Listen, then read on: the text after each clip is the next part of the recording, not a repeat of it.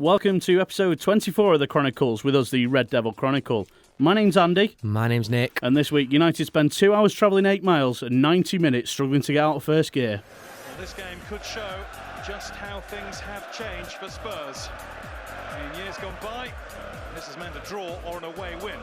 Manchester United unbeaten in their last 14 visits to White Hart Lane. Lamella with the clip in. De Gea has lost it. Harry Kane.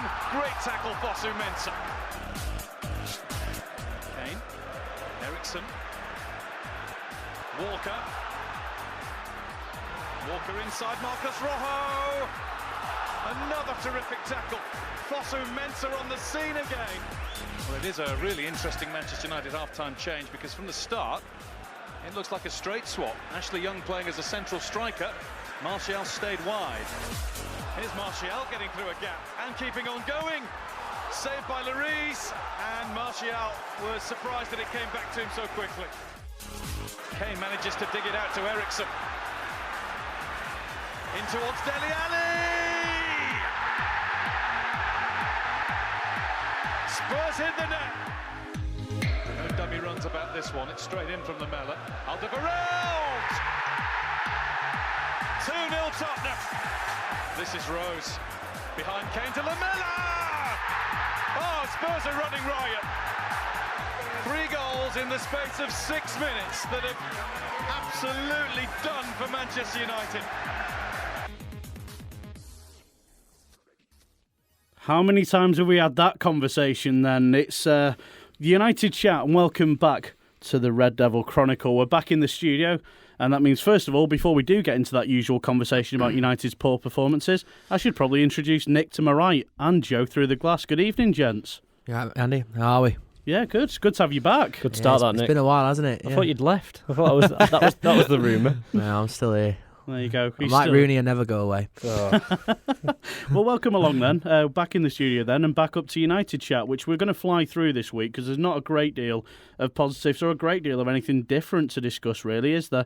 But let's savour it, because hopefully this will be one of the last times that we have to have this discussion, because hopefully Louis going soon. But Nick, let's kick off with you. 5 minutes and 46 seconds between Spurs' first and third goals. Yeah. Now, United have been very much Jekyll and Hyde this season, very much more Hyde, to be honest. But how is it United are capable of wins like the one that we saw away at Manchester City, the Liverpool game, Everton, and yet they're capable also of the spineless sort of capitulation that we saw at Arsenal at the Emirates, and also now in the Spurs game? What's causing that? I think it's our opponents. I think City were very poor in a derby win. Personally, I didn't think they had the defence to deal with Rashford's pace, but Rashford's a kid. He shouldn't have even played in the game, to be honest. Never mind scored. I don't think United are great. I think all those big wins that we've got this season has been scraping, lucky. Things have gone our way, and evidently the teams that we played against were very poor. But when teams do turn up and have a go at us, i.e. the Arsenal and Spurs, we seem to collapse quite disastrously, quite embarrassingly. Seemingly so. Joe, I mean, is it the case that with some of the bigger teams now, they've sort of lost the respect for United and almost treating us like a mid-table team, and that's why they're starting to get the better in some of these games? I mean, just look at the squad. I think that's half the battle, isn't it? You're not going to turn up and be afraid of Daley Blind in defence, or as Sky Sports call him, the elite player. I just don't know. I don't know what the answer is. I'm lost again. I'm still lost. I've been lost for about 4 weeks now. But it's just United-esque of this season, isn't it? We put a good couple of runs together, had a good form, and just threw it away for no apparent reason other than I can't give you an answer anymore. I'm just bewildered by it all. And yet, Nick, we did start the game pretty brightly. There was a lot of energy early doors from United, and we really took the game to Spurs early doors. I think that was adrenaline, personally. Yeah. I thought every player was running around like a headless chicken. Is it because they were glad to be off the bus? I think partly, yeah. They've probably been gearing up for it.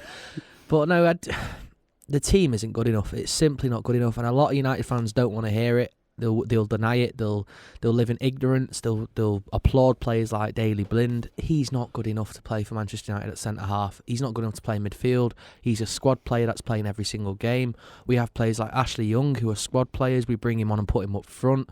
We've got Rashford. Yeah, he's a good player. You know, he's a local lad, but he's 18 years old. He should not be playing every game. Another elite player you're upsetting there on the I just think United are too afraid. United fans particularly, they're too afraid to admit how poor the team is. They try and argue on the various social medias that Daley Blind is a centre half. Do you think fans were happy with Daley Blind because it was the first time we'd actually seen him do anything in a game, and mainly because Lukaku had just played awful against him? He played terrible, Lukaku. If he turned up, he would have rolled Daley Blind over. Well, exactly. But Graham Souness has put Daley Blind in his Premier League team of the season. Oh. And I think a lot of the reason Daley Blind's standing out is because he's in a very poor United team who are not playing very well, and he's playing out of position and doing a reasonably good job. But how can you argue that he's going to stay there long term when we used to have players like Vidic and Rio? I mean, my issue, Nick, is going back to the sort of energy front within the game. Why is it United are capable sometimes of starting a game out like that? Why are we not able to keep the energy high? Is that down to Louis van Gaal? Is there a fitness problem within the squad? Is there something been done wrong in training? Why is it that other teams look fresher than us? I think they tweak stuff. I think we started brilliantly against Spurs, but that's what I thought. I thought we were going to get something out of the game first 20 minutes. I thought United had shown up. But after half an hour, 35 minutes, it started to go, cock up again. Nothing went to plan. We didn't keep the ball in midfield. Michael Carrick was absolutely woeful. I think teams turn up against us. They don't know what they're going to get. And United fans don't know what performance we're going to get. Are we going to get the 3-0 capitulation of Arsenal? Apologies. Put your teeth back in. Yeah, sorry. Thinking way too fast. Or are we going to get a 1-0 away at City? We don't know what we're going to get. We're not good enough. It's simple as that. There's no other way to talk and address it. Joe, in terms of the way United then perhaps sort of reactive rather than proactive then, should it be the case that rather than wasting substitutions on wing-back changing, we should perhaps try and freshen up a little bit in midfield? Because as Nick points out and has done on social media recently over the last couple of weeks, Michael Carrick is not of the same sort of standard or fitness levels to play 90 minutes every week. Schweinsteiger, we know your criticism of very well, and rightly so. He's not fit enough to play 90 minutes. Schneiderlin probably is, but needs more support. So should we not be looking to switch things around more in the middle to match the midfield energy of other teams? We haven't got anything in the middle. I think we had this debate last time, didn't we? Who would you put there? And there isn't anyone. It's just an empty squad, isn't it? It's just a shell at the moment. And worrying that's our strongest point as well, according to last week's vote. Well, exactly. Do you know what? Nick was missing, so you had to get support from somewhere else. But no, I think it is worrying that we just don't have anyone, and there's no depth to the squad. And even when we do bring on players, we just play them in silly positions. So there's not even any point in bringing them on because you're seeing Young play up front. You got Memphis somewhere. I don't know where they're playing anymore. I don't know actually what formation we're in. I think Sky Sports are having a laugh every week having to put a formation up because there isn't one. They're doing well. Doing well. For Van Gaal to say he's so rigid and he's so structured, I can't see the structure. I don't see it. I don't see the structure that everyone bangs on about because there isn't any. It's on his notepad somewhere. Well, I don't think the players know what the structure is. I don't know. Now, Nick, you're going to struggle to anchor today because we don't know. We just don't know. Answers have gone missing like United's bus. But Nick, you highlighted a point on social media I want to pick up on about a lack of leadership in a young team. So you were saying essentially with the young players in the squad, you see that collapse because there aren't enough leaders in the team. There's no leaders in the team, Andy. There aren't. You're absolutely right. Now, but some weeks, though, we've talked about how the fearless nature of our young players coming through the squad. It's helped. It has momentarily helped us. Absolutely, yes. So is it more that leadership is lacking, or is it more the quality of our senior players isn't there? It's the quality of senior players, but at the same time, we've got very, very talented young players who are extremely naive. I mean, the reason I'm asking this is, for example, Michael Carrick, never been a natural leader, but if you had the Michael Carrick of last season in this team, which was much better, would that make a bigger difference to the squad than... He's not a leader. He's an experienced player, and he calms. He's a calming presence when he's on the pitch, if he's playing well, that is. But we used to have the likes of Keno, we used to have Vidic, Rio in his later stage of his career. These were players that had been there, done it, got the T-shirt. Rival teams were scared to play against him, particularly Vidic and Keane. And we don't have that at the moment. People look at our team; it's a mild team. There's no bite. You'd have to say that Carrick's best game was against Arsenal at centre back, and where he was most calming and most influential. That's true. He did keep the young lads in check. His best game was away at Liverpool in the stands with the fans. Right then, that's a bit far. I get the feeling I know where this is going. So what I'm going to do is I'm going to turn on to the positive, and notice that that's a singular. There's one positive from the Spurs. Positive. No. Everyone knows who it is. Yeah, Joe. Let's talk about Tim. I'm looking. I don't know where it is. I'm trying to find it. Talk to me about Fosu Mensah. Oh, my boy Tim. Do you know what? Where does he find him? This is one thing that I do like about Van Gaal, that he's found some young talent, and he has started. He's brought them through, but they're too early. They're way too early, because now we're expecting that from him every game, and it's not going to happen, is it? It's just no way that he can play that consistently. He was switched on that game, and he wanted to be there. Of course, but Nick, he does look every bit the Man United play, doesn't he? He looks absolutely brilliant. He was by far the shining light in that horrible day against Spurs. He's the only player on the pitch that I would say looks to make something of nothing. He's always looking to make a chance of anything, and every other player looks to pass it back, pass it out, get rid of it. He keeps it calm and tries to have a shot on target. He looks a lot older than he is. Yeah, he does, and it's nice to see someone actually in the squad trying to make an effort of something. Maybe he can't speak too much. Well, he's Dutch, isn't he? So Van Gaal seems to be able to talk to him. Maybe he's got the philosophy across. I just got the feeling that when he played in Spurs, it was like the sense that he'd already been there for 2 or 3 seasons. That's how comfortable he seemed at that level. And Spurs are a very, very, very good side. And if you disagree with that, then no, they absolutely are this season. Well, Pochettino's done wonders, as we've discussed. The defence fell apart when Fosu Mensah came off. Do you think that genuinely changed the game? Yeah, because Darmian just isn't the player that we thought we had. A bit of a theory about why we collapsed as well.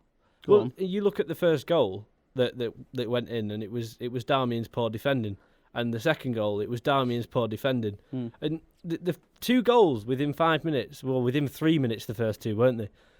That Darmian caused. That's got to be. If you had Fosu Mensah on the pitch, you might have a different story, because we were playing well. We weren't playing badly. It was a game changer. Darmian came on and didn't do a job. But Nick, I'm interested in this theory. I think Van Gaal said something to the players. What do you think he said? I think he tweaked a few things. I think he changed a few things. I'm not entirely sure, but I can't tell you that. But I think to collapse in such an epic manner so quickly, what was it, 3 goals in 6 minutes? Yeah. Something was tweaked, something was changed. That wouldn't have just happened. Like, Spurs didn't do a great deal different than what they were already doing. These attacked us the same way. They came down the wings. It was all very powerful, direct football. I think Van Gaal, Giggs, or someone from the United sidelines tweaked something. I think they changed something. It went completely tits up. Yeah. Well, that's enough about the Spurs game, I think, for 1 week. I'm going to change it over, though, to the fans before we do move on. So that was our first defeat at Spurs in the league since 2001. Another record Gone. He's done well there. So this week, rather than putting you through a one-line review and score out of 10, I just simply asked you for a single word to sum up the Spurs performance, and most of you did pretty well with this. We've been able to read quite a few of them. So RTXAS23 goes with fraud, Cogsy666 goes with embarrassing, MUFC1 Scott goes depressing, C-Clay 1978 United simply asks why. At Copious Opium says typical, Lee Bagshaw 85 says inevitable, Big C75 goes catastrophic and decided to give us a score, God bless him, -7 out of 10. At Man United USA 81 shocking and Jambuck 0 disgraceful.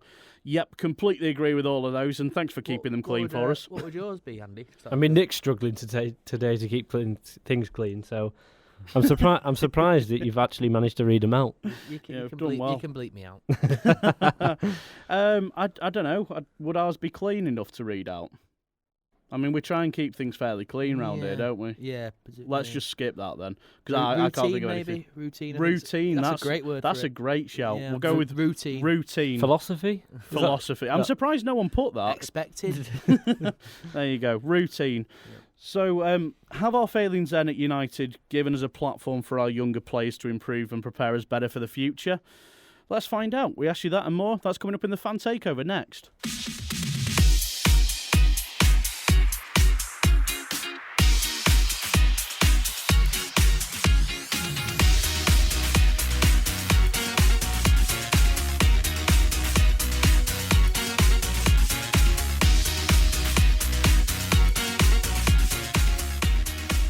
So you know where to find us. We're every Monday at 12 o'clock at We Follow United on Twitter, and it's the Fan Takeover, taking away the weekend blues by discussing the Red Devils, or at least that's the hope. We started off this week's polls with this question. In your opinion, what is mostly to blame? Notice the word mostly, because these are all probably to blame for United's collapses this season. Confidence issues, mentally weak players, lacking a leader, or poor tactics were the options that we gave you. Now, Nick, on this one, poor tactics came out on top with 60%, so it seems most still blame Lou Van Gaal. 31% then went with lacking a leader, which is a point you touched upon there.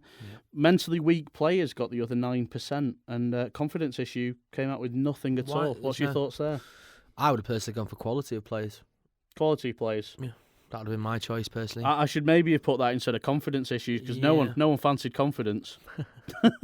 There must be something with the confidence, though, something that Louis Van Gaal has done. I think that's something your manager has to instill within you. And if you look at the way he's come out this season, it's happened again. Yeah. Anthony Martial, of course, was sort of semi-blame. He's had a pop at Rashford as well. He has, in the post-match comments against Spurs, had a little bit of a pop at them. Yeah. And it's been throughout the season that he's thrown players under buses. Do you remember Schweinsteiger at Arsenal? This has been consistent, and surely that damages confidence. He does have a history of it, though. He does. He falls out with players. I mean, would you, of the four options available there, would you say poor tactics is the biggest thing? Is it the way Louis Van Gaal sets up? Or is it, as you were mentioning earlier, is it lacking leadership? What balance is better for you? I think you can get away with poor tactics if you've got the right players on the pitch. Right players on the pitch. I think we don't have the right players. I think we lack leaders, personally. Now, Deepak Siani got in touch on this one within the comment section, said mostly the mentality, which I'm inclined to agree with. Only 9% went with that. But he says all the spirit of the club that was under Sir Alex Ferguson has been totally evaporated. Totally agree. Couldn't agree more with that. And I think there's a lot of players this season, Nick, that need to have a long look at themselves and decide if they're tough enough players to play for United, whether they're good enough players to play for Man United. I mean, how many players realistically are good enough for Manchester United starting 11 right now? De Gea? Yeah. Smalling? Martial, Smalling. And then Schneiderlin, maybe? Would you put him in there? Yep, and then obviously the likes of Rashford and Fosu are all bench players, in my opinion, at the moment. What would you say for sort of Luke Shaw coming back in? He's got his first team nailed Luke on, Shaw, surely. First team, yep. He'll be in there. But beyond that, there's some serious gaps in terms of first team ready quality, isn't there? There's an attitude shift in the players we have. If you look at Scholes when he's talking on TV, he's saying things like, this is Man United, this is not Arsenal. We challenge for leagues, we're not celebrating on the pitch when we finish top four. Scholes is fiercely arrogant. But he had the talent to back it up. And Absolutely. He had the attitude. And I think the attitude of a lot of the current players we have is just acceptance for mediocrity. Yeah, that may well be the case. Well, let's have this discussion opened up, being as it's a fan takeover, and get some fans involved. Now, this man is the stalwart of the RDC backline on Twitter. And it's great to have him back on the show and to be in the studio to allow us to speak to him. Welcome to Chris Clay. Evening, Chris. Evening, Nick. Evening, Andy. How's it going, mate? You all right? Yeah, not bad, mate. Not bad. A stalwart of the backline. I like it. Holding us together, my friend. Holding us together. Now, I don't know how much you've just heard of our conversation, Chris, but effectively we were just opening up with that debate about which one was mostly to blame for United's collapses this season. Poor tactics came in the winner on that one with 60% over lacking leadership. Me and Nick were just talking about how many players realistically make the sort of first team squad or spine of the squad for next season. I mean, how many players do you think could realistically get in United's first team now? How many are ready for next season, have the good enough quality to be there? I'd probably say about 4 or 5. Yeah, it's worrying, isn't it? I think we've mentioned like the spine of the side. I think we need an entirely new one. Maybe Byron Smalling and De Gea. Yeah. I think we need a lot more bite in the middle of the field. We need a lot more excitement up front. And I think we need a little bit more width as well. Now, I think we're 5 or 6 short. We are, absolutely. And in terms of who we brought in, Chris, moving on to the next debate that we had on Monday on the Fan Takeover, United have been exceptionally poor in the market under Louis van Gaal, and because of Woodward, of course, as we well know. But from players that are still at the club currently, i.e. not your Falcaos, your Di Marias, etc., which is the worst signing made so far? Your options on this one were Rojo, Memphis, Darmian and Schweinsteiger. Where did you go with this one, Chris? I think I went Rojo. Are you sticking by that? Yeah, although Memphis has been poor. I would have gone Memphis. I don't think Schweinsteiger's been all that. The thing with Memphis, Rocco, Darwin, Schweinsteiger, the only one out of all them four which was picked to be the next big thing was Memphis. And he's not done anything. Rocco, yeah, has arguably been very poor, but no, I don't think anyone expected a great deal from Rocco anyway. True. But, could you argue that the tactics in LVG have been, making Memphis play arguably so, and not as well as what he probably played. I mean, what happened to Rojo, Chris? Because on this poll, 54% of fans went with Rojo. Memphis was second, following up with 24%. Then we had Darmian 12%, and Schweinsteiger got away with it a bit in my book for 10%. But with Rojo, he once looked like he was able to lock down a centre-back spot at United, albeit I always thought, and made the point to Nick, he was a little bit casual in his play. But now he doesn't look bothered or interested in the shirt or the game at all. I mean, what's happened there? He got injured and put on weight. Happens to the best of us, to be fair. It does, yeah. But he hasn't looked the same place since he came back. Yeah, absolutely right. And do you think he's more naturally a centre-back? Because he doesn't seem to suit being out there at left-back, does he? I don't think positionally he knows how to play at left-back. I think it can get forward, but it's then he doesn't know what's behind him. He's come forward and put in some superb crosses. Yeah. Since he's come back from injury. But then he's not getting back. And, with the way United's set up, I don't think either midfielder knows when to drop, when to sit in. I think we struggle in that department at the minute, which is why, if we're going to go into Fosu-Mensah shortly, I think he's a perfect defensive midfielder. Could well be the case, yeah. There's certainly a lot of interest around the future of Fosu-Mensah, or Fosu-Mensah, as some are calling him. But yeah, there's certainly potential there. Obviously, he'd be great at centre-back, great in midfield, and great, as you say, as a defensive midfielder. So good to have a bit of versatility. Maybe just not too much versatility, i.e. Phil Jones. Let's hope he doesn't end up going that way. I think it's just a youth thing. He's been played probably all over in the youth team, and he doesn't quite know where his best position is yet. Personally, I see a lot of Pogba in him. Yeah, absolutely right. Both physically and the way he plays, which is why I'm led to believe he may suit as a midfielder. I mean, on the subject of that, Chris, then, with Fosu-Mensah, obviously the latest of a number of United signings or youngsters that have come through and made it into the team. I asked the question, could United's failings this season have given a platform for youth prospects to improve as longer term? And 82% of fans said yes on this. I know you got involved on this because Ryan at Copious Opium made the point that it was one of the few but very bright spots of the season. So which players do you see excelling at United from the youth next season? Fosu-Mensah is certainly one of them. Are there any others, though, that could perhaps profit from this? There's obviously Rashford. I think Varela will step in and do a job. James Weir. Love to see him given a chance. I haven't seen a lot of him.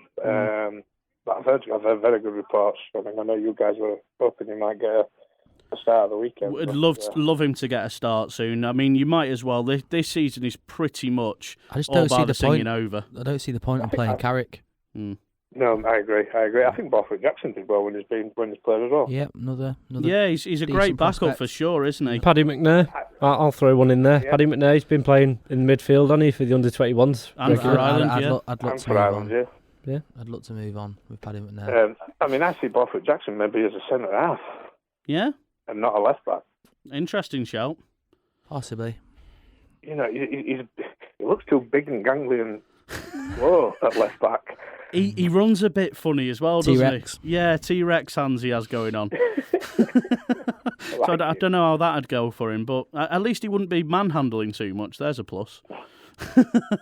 Now, we had a question that came in from one of the people involved on this poll, Chris. At Deepak Siani said, does buying a top-class centre-back end Fosu-Mensah's chances?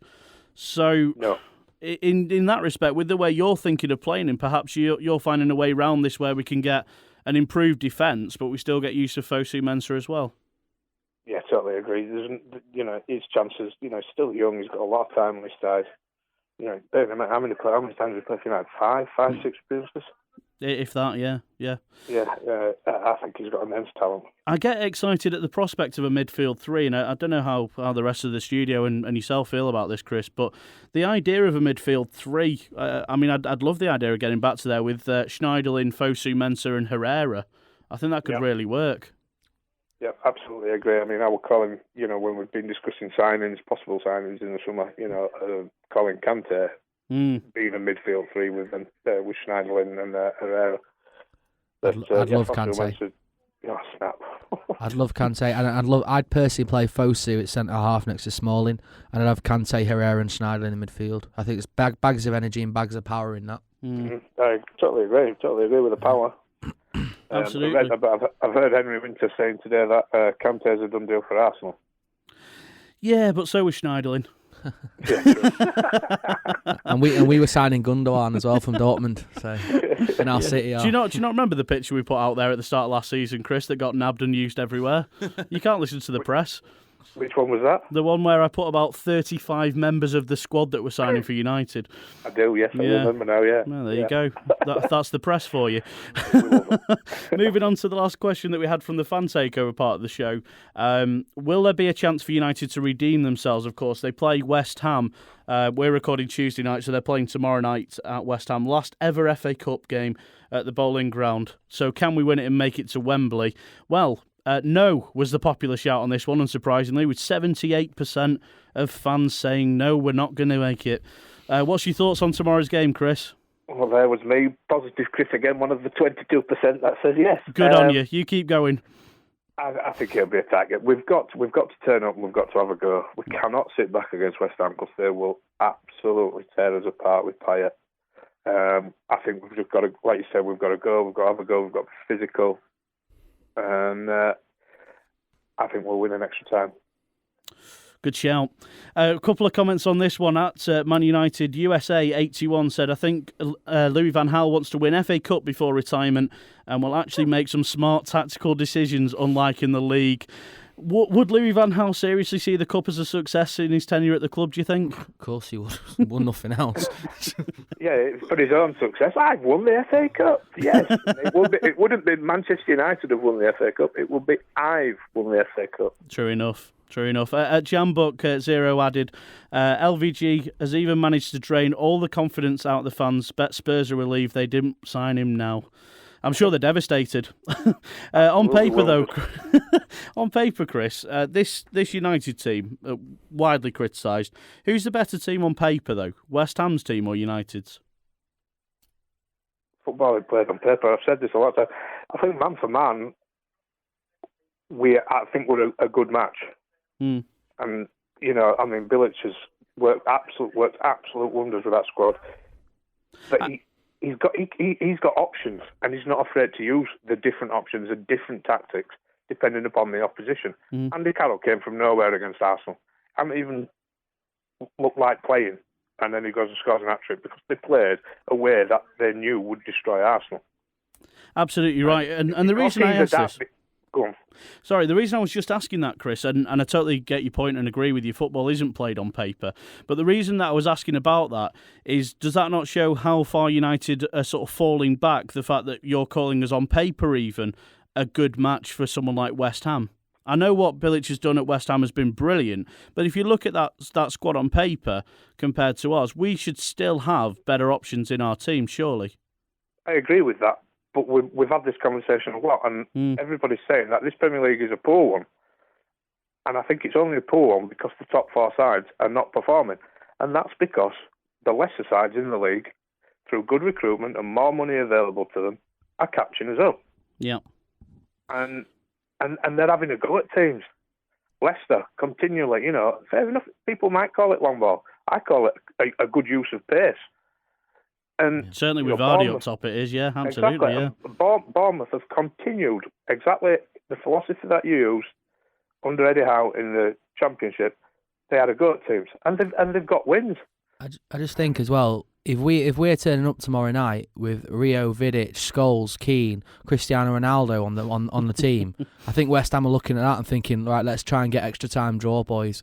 But we're turning up tomorrow with Michael Carrick, Fellaini. I know. Is this though? There's one difference there, and it's one word. They were winners. Yeah, exactly. Winners. Absolutely right. On a bit of a side note with something you mentioned there, Chris, just want to take it down a little bit of a different avenue for a second about something you raised there. Is that not a problem with English football now in general? The whole media storm and frenzy about it being unfashionable to play long ball football for all the criticism it gets, to set up in a 4-4-2, supposedly an unfashionable, outdated way of playing football. When you look at Leicester performing exactly that way and running away with the title as they are now, does that not show that perhaps the media have completely blown up football in this country, tried to change it too much, tried to make it too continental, and actually just taken away from the simple roots of the game? Yeah, I mean, what's wrong with putting a good old-fashioned cross in the box? But yeah, whatever happened to that?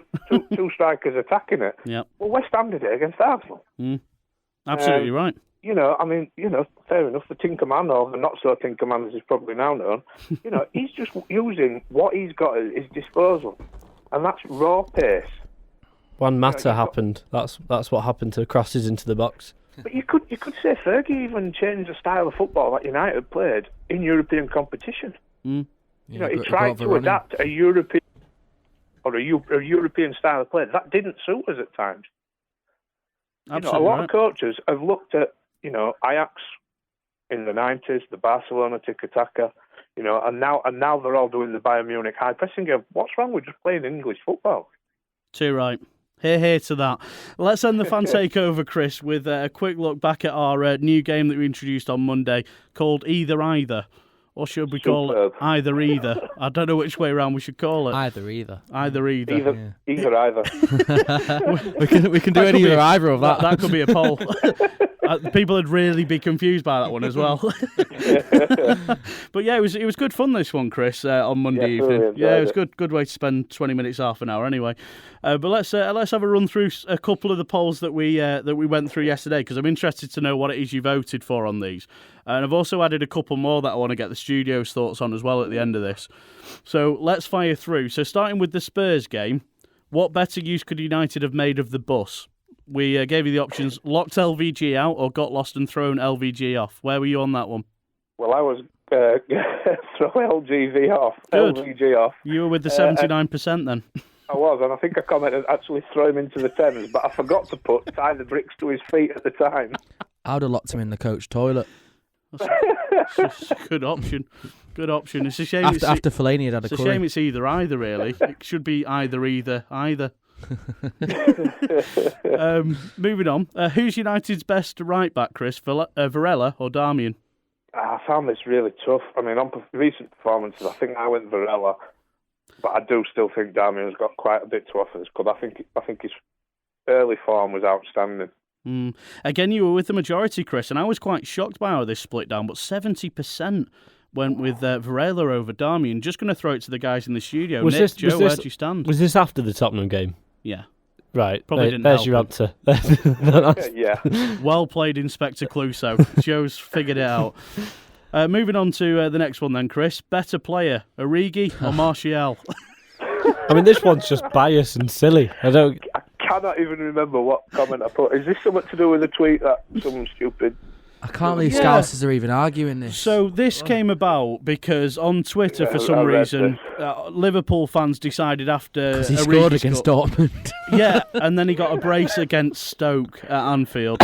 He was suddenly the best player in the world, and Martial was such a waste of money again. We'll see where Origi is in 5 years' time. Have you got my reply to that? I can't quite remember. I'll get it for you now, Chris. Yeah, I'll get Joe on that one. But what I will say, whilst Joe's scattering around on his computer trying to find your comment on this one, is that just shows to me, and this happens with a lot of clubs with Martial, every single youth prospect that comes through any team at the moment, it seems to be a comparison to Martial, and I personally take that as a compliment, because it means that he's the benchmark.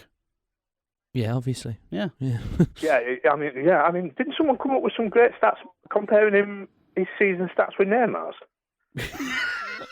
That was absolutely brilliant. That was one of the best tweets I've seen in a long time. It was super, and it was actually quite. I wouldn't have put him quite that close, but well, if that is to be believed, then that's quite outstanding, actually. I mean, some of the stats in that, though, bear in mind, Chris, were the number of interceptions he'd made, and the number of headers made, and pass completion, both 85%. I've got it up for you, Chris. Go on, let's have a read of it. So you started off saying, "Wow, I'm not even going to bother with the voting on this one. It's Origi all day long." Then, did I really type that? Soz, I've not had my meds today, so. Andy or Nick came back with, but he scored a brace. That's 2 goals. That was me. That was me doing my Liverpool fan impression. And then Chris came back with, that's fantastic Scouse impression. If your day job doesn't work out, you'll always have something to fall back on.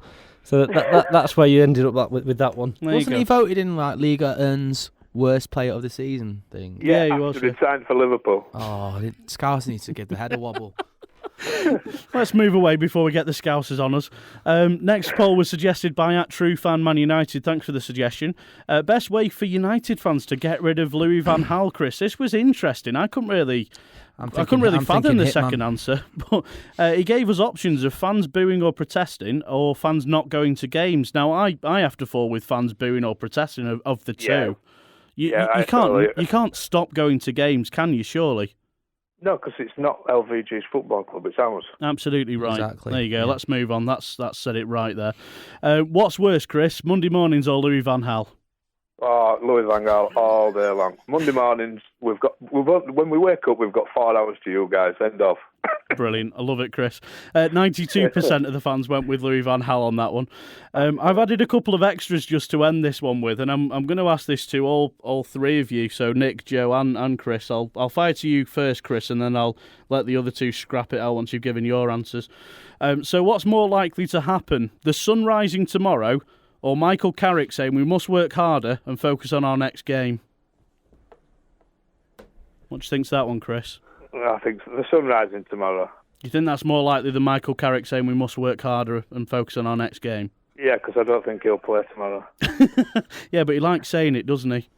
He does, but he won't get interviewed, so we might be all right. True enough. This one I want to get the opinion of everyone on. So we all saw it against Spurs on Sunday. Who would have won in a fight, Kyle Walker or Memphis?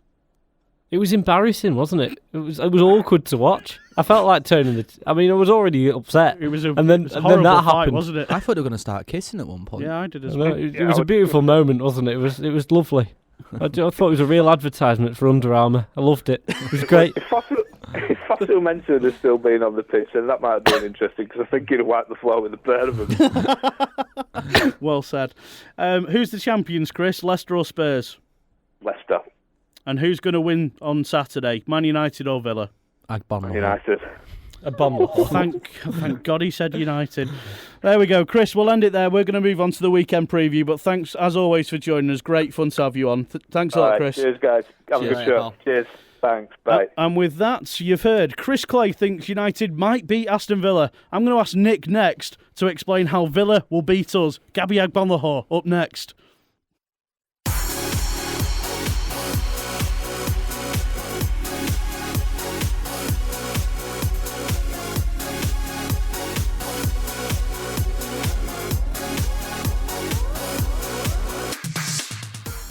Well, that was good fun. So it's Saturday, 3 o'clock. It's Manchester United against Aston Villa from Old Trafford. Let's have a quick look into this one to end the show, then see how this one's breaking down and see if there's any other records that we can break. So Villa, as you both well know, gents, they're on a terrific run of form at the moment, having a sensational season. So much relegated champions. They absolutely are, and you know what? They're going to be playing in a league that has the word champion in it next season. So good for them. Yeah. Good for them. But they have been spineless, weak, and not playing for the shirt at all this season, which is something we can relate to. Yeah. Either of the two, if you want to hazard a guess to how many games Aston Villa have lost in a row on their current streak? I think 9. Joe, any thoughts? Ooh, you caught me out with that one. I've got it's kind of higher or lower on this one, isn't it? So I have to beat Nick. 10. You went the wrong way, my friend. It's 8. 8. Yeah, I thought it was something wrong. Yeah, they're on a stinker of a run at the moment. Yeah. So, I mean, in that respect, then that's got to be something good. And also, Villa have only gained 1 point of a possible 18 on the road in their last 6 away games. Now, do either of you gentlemen want to hazard a guess at the last time Villa won away in the league? Anyone remember the team or when it happened? That's right. It was the start of the season, the first day against Bournemouth. Blimey. Yeah, so... Well done. You got that one right. I did. So in that respect then, this has got to be a no-brainer, Nick. Please tell me, how are Aston Villa going to win this game? People said the same thing about Norwich. Same thing about Bournemouth. They surely can't come we to need Old to be Trafford. realistic. They have got nothing to play for. Right. If we bring some flags, we might be all right. United have got everything to play for. If United turn up, we'll murder them. But if we don't score 4, I'm upset. Yeah, I'll go home upset. I put it this way, agree. if Aston Villa were playing at the Etihad on Saturday, you'd be thinking double figures. Mm. Aguero would be looking at that. You'd be thinking fantasy team, triple captain. Oh yeah, 100%. With us, you're thinking, is Fellaini going to get a header in the last minute? You kind of putting your triple captain on the defence, aren't you, with this game? It's for Villa, yeah. Yeah, that's what I was thinking. I expect United to win. The goalkeeper with but saves. It wouldn't surprise me, Andy. There you go. Well, just to give you some stats behind this one, Villa are on a run of 13 games in all competition without a win against Manchester United. They last won at Old Trafford in 2009. I think that was the game Agbonlahor scored in, actually. But that was their only win against United in the last 17 years. Are we seriously going to contemplate breaking that record? I mean, where does Villa's threat come from? When was the last time that Spurs beat us at White Hart Lane, Andy? 2001. How long ago was that? 15 years. Yeah, okay. Yeah. Doing well, aren't we? So where is Villa's threat, though? Have they got anything that can seriously threat? Because I've got one man in mind, potentially, that could. Not really. I've got Jordan Ayew. Yeah. Very, very raw player. Very good player, yeah, but... I think he's got potential. I think he's capable We should be wiping the floor with him. We should, really. But beyond that, they do seem completely flaccid, limp, and any other reference to that sort of thing you can think of. They've just accepted where they were going about a month ago. Absolutely. Mika Richards, I think, he's possibly their best defender, and he's terrible. So been on a really bad run of form, hasn't he? United, though, have not been on a bad run of form of late at home. We do tend to win at Old Trafford. 5 out of our last 6 games we've won at Old Trafford. So how would I set up to beat Aston Villa? Here's my team. I know Joe's putting together an interesting team of his own that we'll go to in a moment, but I'm going to bring back, as I mentioned to Chris, with it being shamed by the media, I'm bringing back 4-4-2 for this one. I'm going with De Gea in goal. I'm just Hail Mary here. I agree. I'm just throwing it out there. De Gea in goal. Varela, Smalling, Timothy Fosu-Mensah if he's back. I don't know how fit he is. Riley's coming in at left back. I've seen something that I like already, Andy. Really liked him against Midtjylland. I'm going with a midfield 2 of Schneiderlin and James Ware. He needs to get in the squad. Then I've got Memphis from one side, Pereira from the other, and Rashford and Martial as a front 2. Why not? I agree with it to an extent. Where are you changing? Probably wouldn't have Memphis in there, personally. I'm just giving him a chance to just come out the dark and maybe just give us a game against a really poor opposition. I'd look to play another academy player. I'd generally throw someone else in there. I wouldn't blame you for doing so. Yep. Is there anyone in mind that'd be good enough, though? And please don't say Jesse Lingard. Adnan Januzaj. Apparently banned because he showboats. Yeah. I'd probably give Januzaj a run out. You might as well. I mean, he did all right against Villa in that Friday night horror game, didn't he? I just think you're playing against a team that's relegated. You're playing against a team that's got players in there that won't be there next year. They're not particularly going to be up for it. And they might well walk out by the 74th minute, and they might not come until the 7th either. Yeah, I just think... So they might not be there for a lot of the game. This is a big 3 points for us. Obviously, City are away to Chelsea, so barring the Tottenham capitulation, their first time, this time. You did well that time. You've been practising. Yeah, barring that, I think we should be getting 3 points, and hopefully Chelsea can do us a favour at the Stamford Bridge. So do you think if we win this and results go our way, there's still a chance of a sneaking top 4 then? Mathematically, yeah, we're still in it. There's still a chance. And Yeah, we've got I mean, 2 home games after. Maths aside, though, let's go feelings. Are we going to make top 4? If Chelsea do us a favour this weekend, I think we've got a big chance still. Wow. There you go. So, Joe, I'm going to throw over to you. as bad as we are. You've been madly typing away on that not finished. computer through there. I'm not finished. All right. Well, what I'll do is whilst I'm waiting for you to... I'm done. You're done? All right. So I put my team out there, my 11 that I want to start. Nick's had a bit of a tweak of it. Yeah. And I've seen you've been typing away. Your team. You like my you're picture, don't you? You like tweeting my picture, so I made it again for you. So thank you. I might well tweet this out because this is pretty special.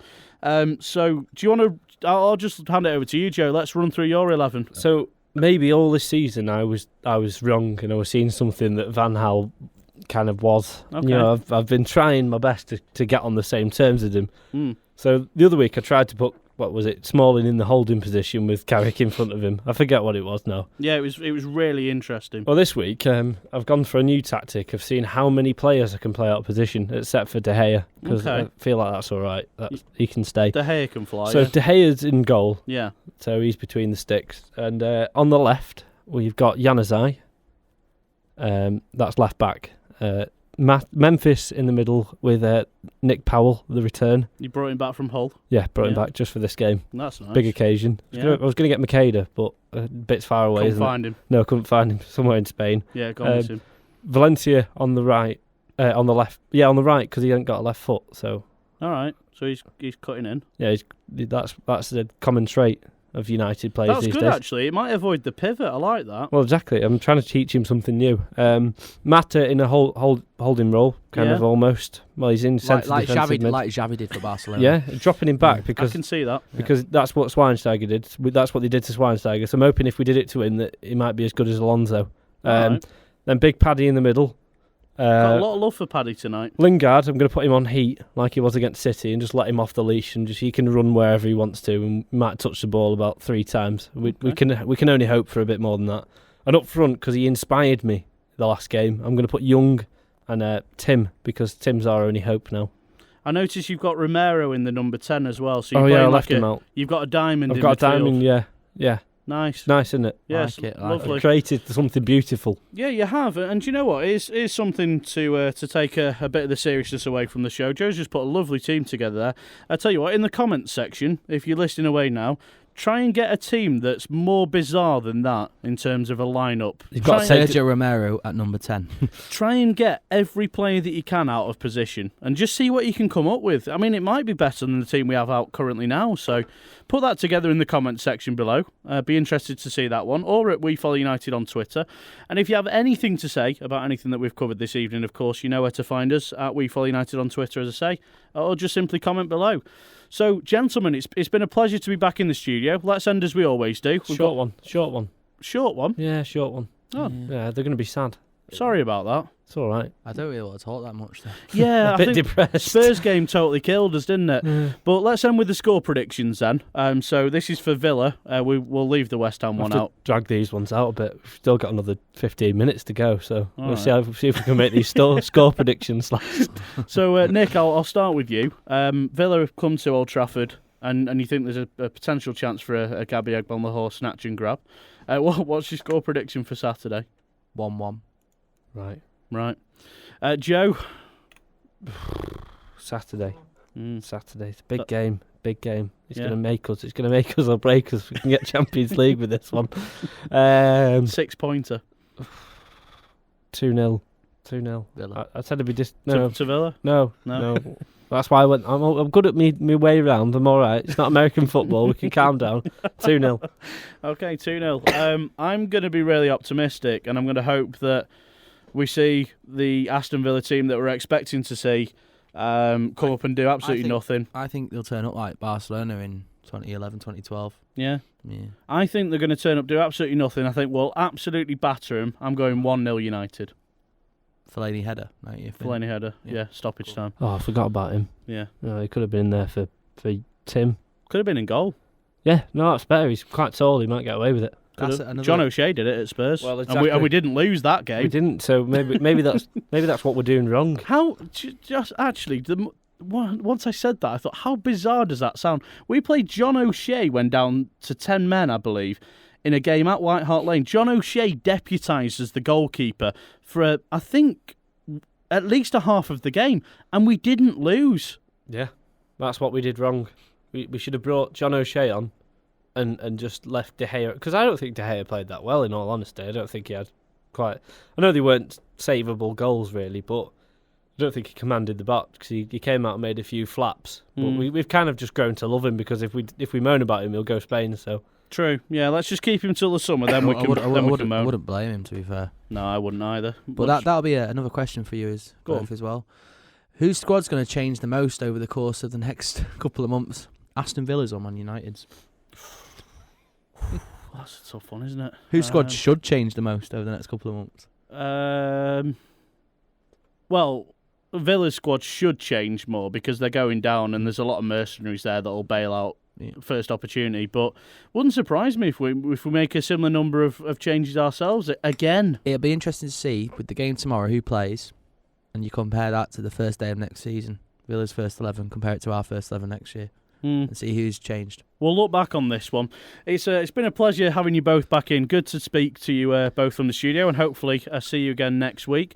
Hopefully see you all again next week as well. Thanks, as always, for listening. Do get involved. Give us a like and subscribe if you are new to the channel. We do try and put regular content out, although we have been pretty rubbish last couple of weeks, admittedly. But, thanks for sticking with us as always. Let's hope for 3 points against Villa and a scruffy win. Enjoy your weekend.